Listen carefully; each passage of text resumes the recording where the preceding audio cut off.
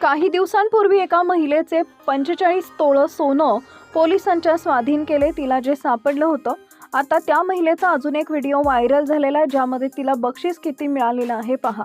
कचरा वेचणाऱ्या महिला यश पद्मा यांना तब्बल 45 तोळे सोन्याचे दागिने सापडले. बाजारात याची किंमत 45 लाखांच्या आसपास आहे. मात्र त्यांनी प्रामाणिकपणे हा ऐवज पोलिसांच्या स्वाधीन केला. त्यांच्या या कृतीचं सर्वत्र कौतुक होतंय.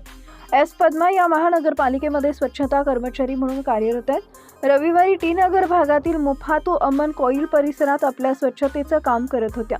काम संपवून झाडी आणि हातमोजे जमा करण्यासाठी जात असताना त्यांना एका कचऱ्याच्या ढिगाऱ्याजवळ बेवारस बॅग पडलेली दिसली. कुतूहलापोटी त्यांनी ती बॅग उघडून बघितली, तेव्हा आतील ऐवज पाहून त्या अवाक झाला. बॅगेमध्ये सोन्याच्या दागिन्याचे सेट होते.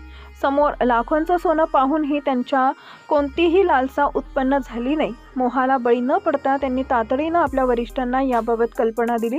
त्यानंतर त्यांनी थेट पोंडी बाजार पोलीस स्थानक गाठत दागिन्यांनी भरलेली बॅग पोलिसांच्या स्वाधीन केली.